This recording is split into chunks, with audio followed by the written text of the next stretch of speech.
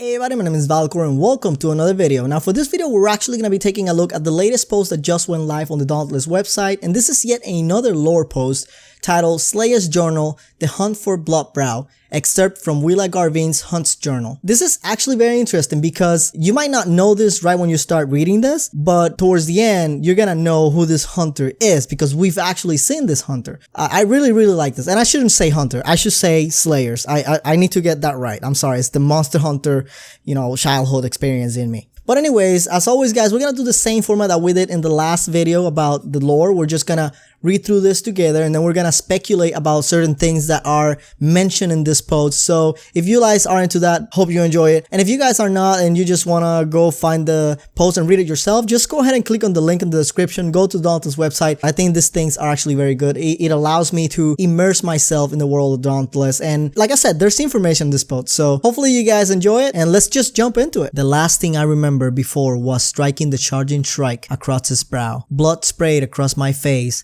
in a diagonal arc that matched the behemoth's desperate turn away from my blade. I laughed and triumphed. Prematurely, as it happened, because that's not entirely true, is it? The real last thing I remember is what the strike did in response to my blow. With dismissive backhand and deafening shriek, the behemoth tossed me aside. I collided at speed with heavy tree trunk. I've heard something crunch. The hunt was over by the time I came to aboard the ship. We had not been victorious, though we'd all survived. The strike screamed defiance as the airship caught the upward draft and turned back on a heading to Ramsgate. Even at this distance, I could see the bleeding red line I'd left across the behemoth's brow feathers. As soon as I am back on my feet, I plan to find you again, Bloodbrow, and next time, I'll be prepared. Alright, so this is very interesting guys because we're looking into a unsuccessful hunt that happened on the year 1011 in this Dauntless universe, and I think it's very cool because think about it, they went on a hunt and they are going back to Ramsgate empty-handed. But are they really going back empty-handed? When you go into a hunt and you fail the hunt, essentially, you don't really go back empty-handed because you get to learn how the behemoth or how the monster, how the enemy interacts, how they react, and you get to learn how to press advantage against a particular enemy. Think about this. You first encountered a Rathalos. What was your reaction? Were you able to kill him fast? Were you able to actually defeat him without a problem? I don't think so. You might have been able to defeat him the first time. However, I think that feeling that you get when you're fighting one monster the very first time, you never get it again. It's a one-time experience. It is frightening sometimes because you don't want to lose. You want to win. You want to get the pieces of armor. You want to get you want to get the materials to build your armor and build your legend essentially. And I really like what I see here is I see this journal for this heroine essentially, that she's struggling to get this beast down and she's going back and she is, filled with, I would imagine, anger and filled with, I will imagine that she would like to just get revenge right there and there, even though it's impossible for her at the moment. Let's continue on. We hit the drop zone in the hours before dawn, setting down on the far side of the island. The winds weren't too strong and the skies were clear. A small blessing on what was sure to be a bloody day. The cold foggy air struck my face as I surveyed the moonlit horizon, tickling the numb swath of scars I've earned here a year ago. It didn't take long to find the behemoth sign I'd been seeking. Bloodbrow had a distinct and recognizable claw pattern, one I've seen on my own face every time I looked into the mirror over the last year. A cold shiver ran down my spine when I saw the pattern carved into the trunk of a tree along my path. Right then, the behemoth offered a gift of a challenge. In the distance, I heard the strike's distinctive shriek cut through the mist. It was a challenge I was more than ready to accept. I made sure my new blade, forged from the etheric power of the many strikes I'd slain in preparation for the upcoming battle, was secure as the rest of the team dropped into the landing zone. I took point and the rest of the team spread out to more easily search the area and ensure the behemoth had no avenue of escape. Even if it took to the air, my allies and I would be sure they paid a painful price for trying to flee. My team was well equipped for this fight. I carried the strike blade, of course, while Kevon wielded a familiar hammer, Jerica carried a heavy axe, and Davel circled around Bloodbrow to strike at range with razor-sharp chain blades. Although I was in the lead, the behemoth sensed Davel's threat and moved to intercept him first. From a distance, I could only watch as the strike with the distinctive red scars across his brow burst from the woods and caught my ally off guard with a wicked right hook. The blow knocked Davel to the ground, but not before the Slayer set up a flare to warn us of his location. We wasted no time closing in on Davel, as Bloodbrow drew back to assess these 3 new threats. Did it recognize me, I wonder? I dropped to one knee and gave my injured comrade a shot of healing elixir to get him back on his feet. With a nod, he leapt to his feet and drew his weapon. That was when the beast turned its baleful gaze on me. The scars on my face tingled as if in remembrance. I drew my new blade. Highskitter's craftsmanship is legendary among the Slayers of Ramsgate. Soon Bloodbrow will learn why. The fight was long, as such battles go. Davel stayed at a distance, striking the strike with rapid fire blows from his chain blade. Meanwhile, Jerica and Kevon close to flank the behemoth from either side, raining down pain and thunder with every blow of their heavy weapons, while artfully dodging the increasingly frantic attacks from the corner strike. And me, I went in for the kill. Repeatedly, 3 quick slashes and a staggering uppercut deprived Bloodbrow from most of his remaining brow feathers. A horizontal cut dipped into its belly, splashed gore across the ground as it turned to face me. And so it went for almost half an hour.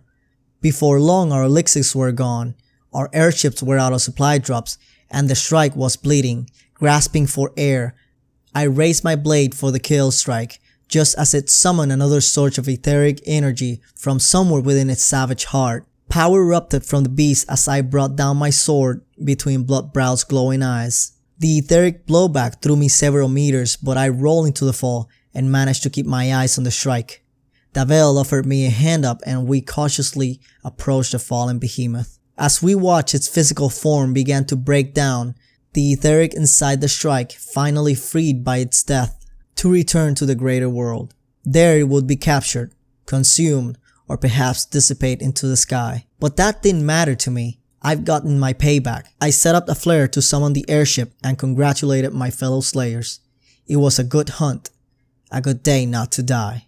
Alright everybody, that's it for this post. So there's a lot of things in this post that we could probably go dive into, but we're gonna just go ahead and touch on some of the things that were really interesting to me. And if you haven't noticed by now, this post talks about the intro cinematic for the game. You know, the actual hero, or the heroine actually in this case, is the woman that you see that has the scars in her head and her face, and then you see her looking at the tree on the game, on the actual cinematic, and then you see her running towards the flare, and then you see the guy who it's wounded, in this case Davel, in there, and you can see the hammer and the axe, and it was very, very cool. Like when I was reading this, I remember the very first time I read it, I was like, wow, this is actually a cinematic. We can actually understand what happened in that cinematic. We can actually get a feel into it, and it's very, very exciting because they're actually tying it to something that we've already known. To me, it is nice to give these hunters a name, and in particularly, guys, I don't know if you noticed this either, but Davel is the wielder of the chain blades. We already know, you know, we already saw the chain blades, but it actually says Davel circle around Bloodbrow to strike at range with razor sharp chain blades. So there we have it, the first ranged weapon.